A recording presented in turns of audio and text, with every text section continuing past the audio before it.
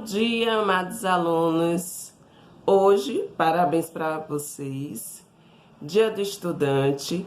Acredito que é mais um momento de alegria, mas principalmente de planejamento, no que se refere à dinâmica que vocês têm do estudo.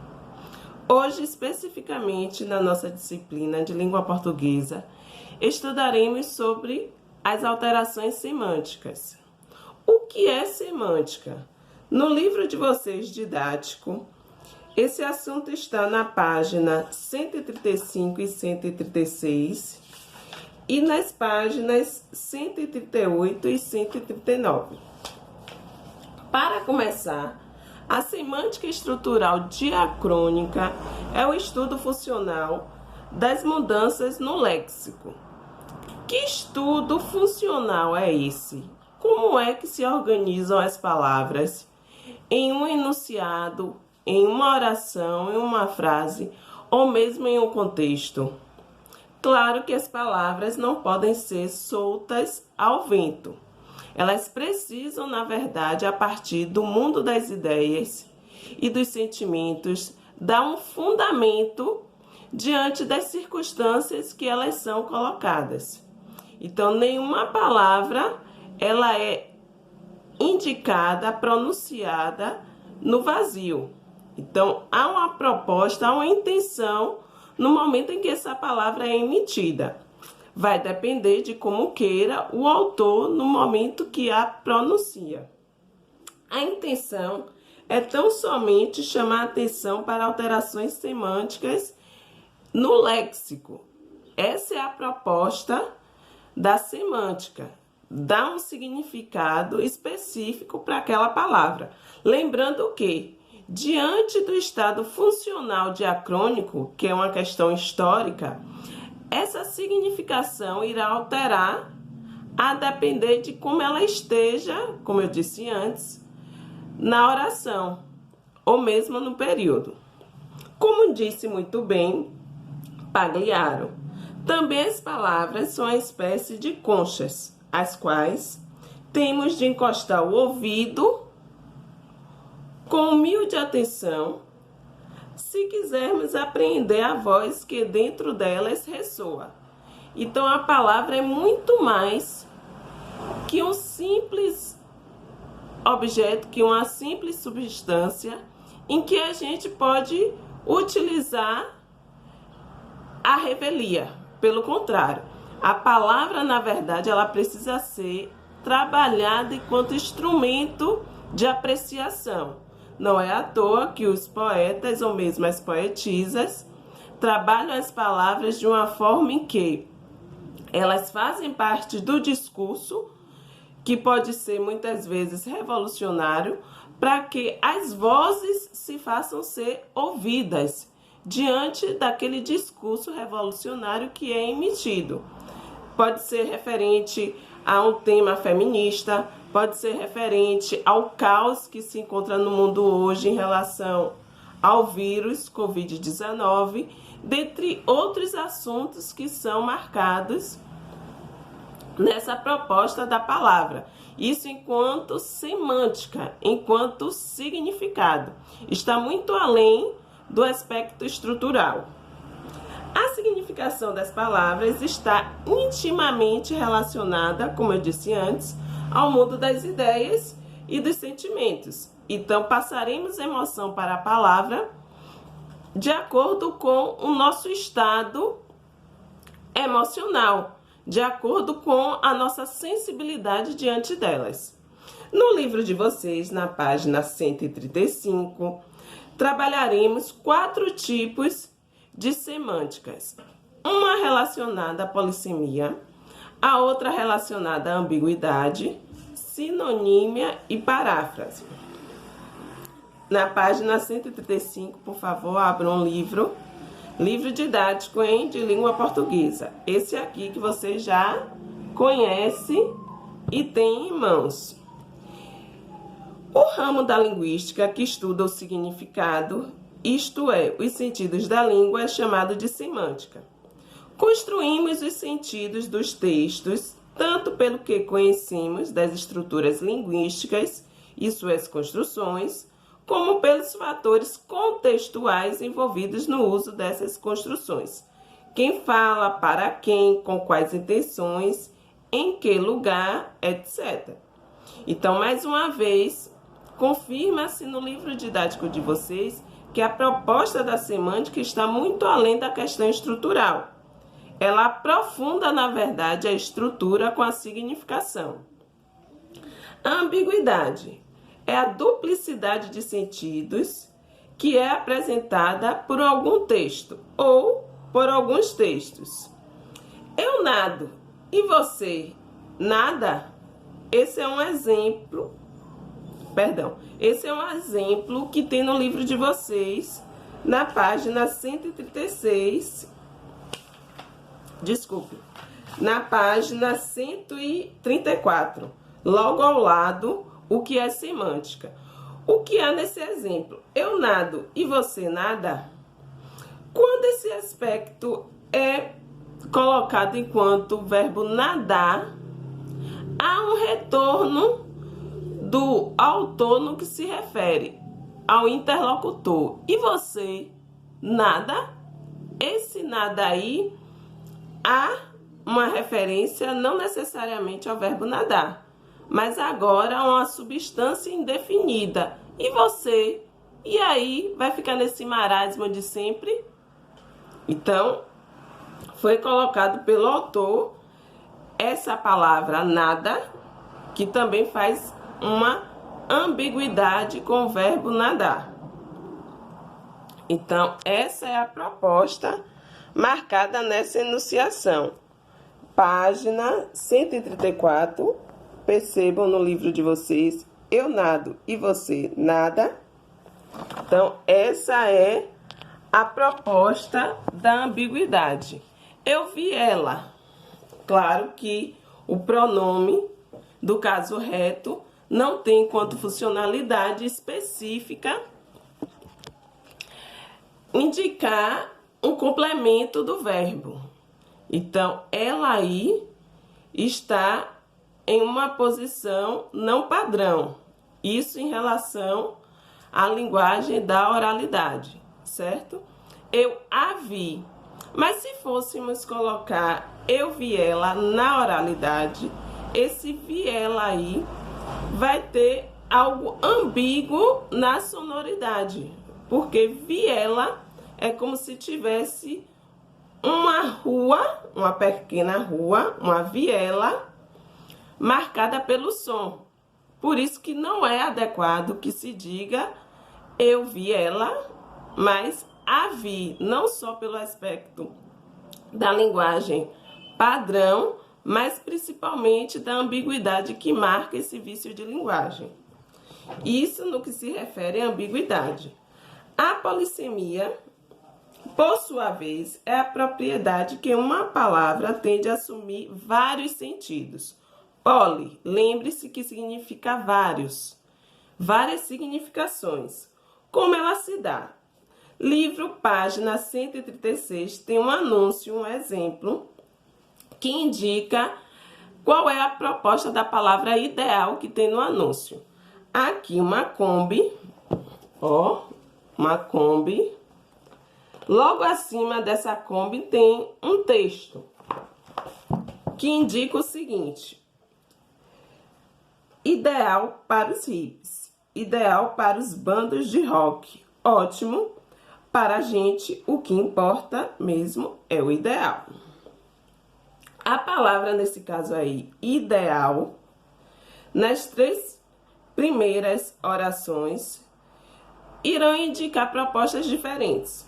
Nas 2 primeiras, ideal para os hippies, ideal para os bandos de rock. Indica, nesse caso aí, uma proposta de como a Kombi é acessível, mas ao mesmo tempo espaçosa, para a proposta não só dos hippies, certo? De um segmento de hippies, mas também para os roqueiros, as bandas, os bandos de rock, certo? É um carro espaçoso, um veículo espaçoso, que gera com certeza conforto e tranquilidade para esses tipos de segmentos, já que eles são bem despojados. Ótimo para a gente, o que importa mesmo é o ideal. Ótimo para a gente, o que importa mesmo é o ideal. Nessa terceira análise, indica aqui esse ideal mais que a proposta materializada do veículo. O ideal agora é no plano das ideias, uma ideologia que é marcada na proposta do veículo Kombi, especificamente da Volks, não é isso? Já que a propaganda é de veículo, um anúncio publicitário. Então, o que importa mesmo é o ideal. Nesse caso aí, no plano das ideias, irá marcar um assunto, uma ideologia, como assim indica logo abaixo no texto. A palavra ideal, em suas duas primeiras ocorrências no anúncio, tem um sentido de extremamente adequado, perfeito. Já em para a gente, o que importa mesmo é o ideal. Ela ganha outro sentido, o de teoria de ideias, ideologia de vida. Essa percepção só é possível quando consideramos toda a situação de comunicação em que um anúncio se insere.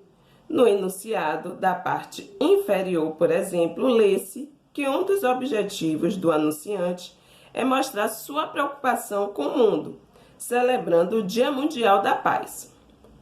Conclui-se assim que a Kombi é ideal para diferentes tribos, hippies, bandas de rock, qualquer que seja o ideal delas, mesmo antagônicas, elas celebram a paz, e é isso que importaria aos anunciantes.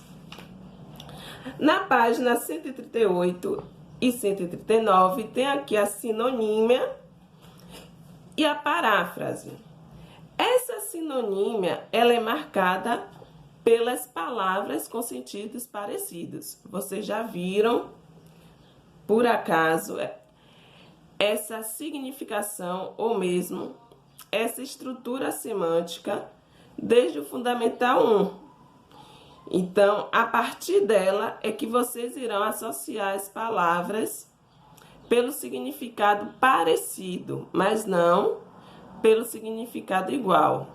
Os sinônimos, quando eles são marcados por essa questão, eles necessitam que a gente possa aproximar o significado das palavras, certo? Tem aqui pão francês, pãozinho ou pão de sal.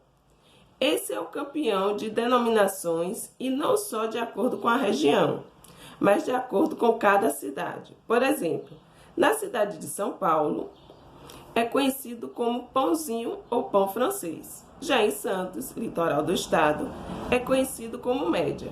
Mas a lista de nomes vai longe. Cacetinho, pão de trigo, pão de sal, carioquinha, careca, pão d'água, bengalinha, entre outras.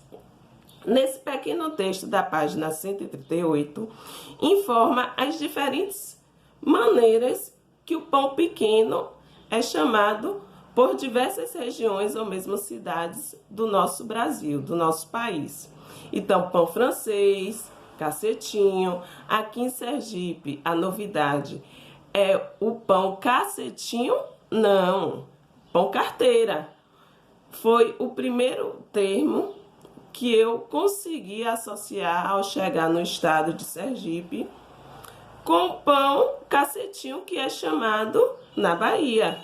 Então, cada região terá uma denominação do pão pequeno, mas, em compensação, os termos que são colocados são termos aproximados, com significação parecida, certo? Não são significações idênticas, mas são parecidas de acordo com cada estrutura, cada padrão, cada ideologia de uma região ou mesmo de uma cidade. Isso no que se refere ao pão francês. Mas eu posso muito bem dizer que belo, bonito, extraordinário fazem parte de uma mesma dinâmica de significação. Isso no que se refere ao sinônimo. Então, belo, bonito, extraordinário. São palavras que convergem no que se refere aos significados parecidos. Já a paráfrase na página 139, tem aqui um pequeno texto, quero mudar, de Bernardo Stamitz, certo?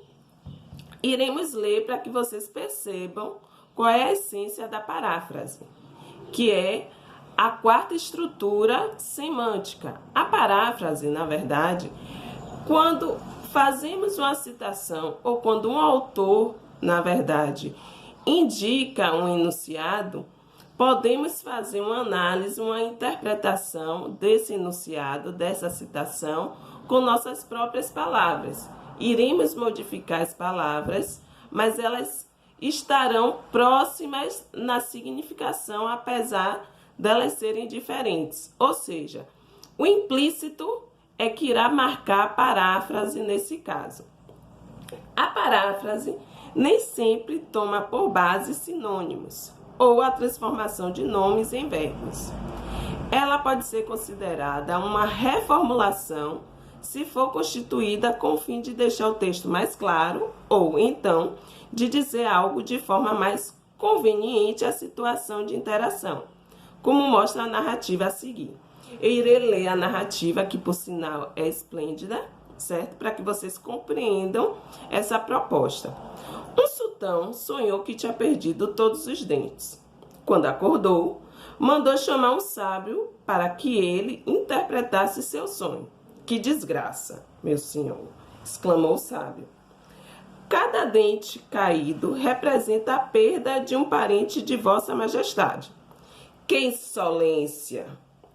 Gritou o sultão enfurecido. Como ousa dizer semelhante coisa? Fora daqui! Chamou o guarda e ordenou que desse 100 chicotadas no sábio. Isso referente ao primeiro sábio. Mais tarde, pediu que trouxessem outro sábio e contou o que tinha sonhado. Este, depois de escutar o sultão com atenção, disse: Senhor, grande felicidade que lhe foi reservada. O sonho significa que o senhor sobreviverá a todos os seus parentes. O semblante do sultão iluminou-se com um grande sorriso e ordenou que pagassem 100 moedas de ouro ao homem. Quando o sábio saía do palácio, um cortesão disse admirado: Não é possível. A interpretação que você fez do sonho foi a mesma do primeiro sábio. Não entendo por que o primeiro recebeu 100 chicotadas e você 100 moedas de ouro. O segundo sábio respondeu: Lembre-se bem, meu amigo. Tudo depende da forma como você diz as coisas. Um dos grandes desafios da humanidade é aprender a comunicar-se.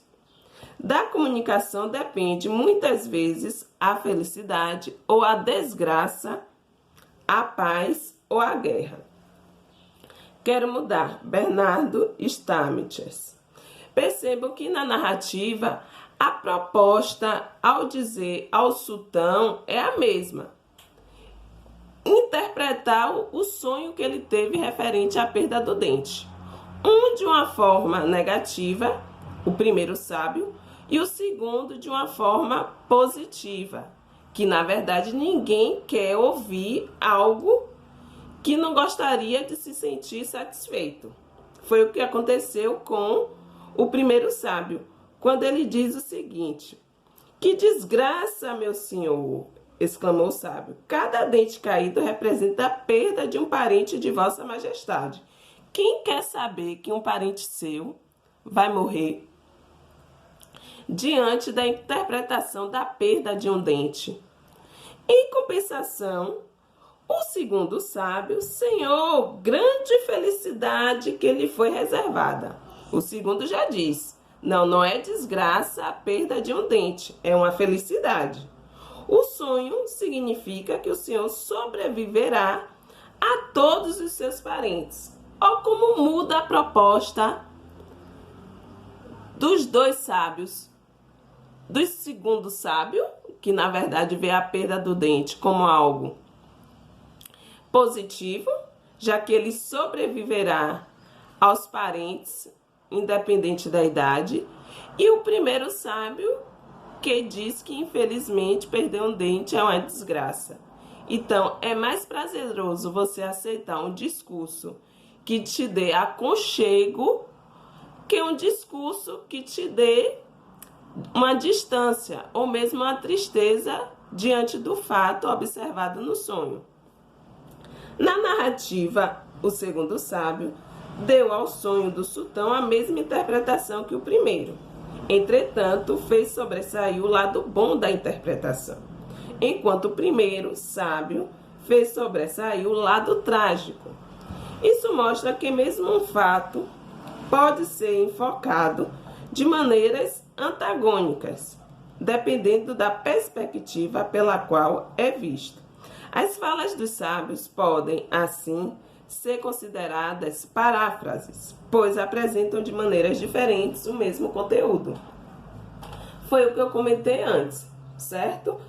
A paráfrase, então, são citações, certo? São enunciados ditos em perspectivas diferentes de significado, de semântica, certo? Então, digamos assim, penso, logo existo, certo? Que é uma citação de um filósofo. Qual é a interpretação dessa citação? Quer dizer que eu sou uma pessoa racional e diante dessa racionalidade eu pré-indico a existência humana. Claro, porque só os homens conseguem organizar o pensamento de uma forma calculada, esquematizada, o que não confere aos animais irracionais. Fica aqui a nossa aula. Quero agradecer pela participação e o empenho de vocês.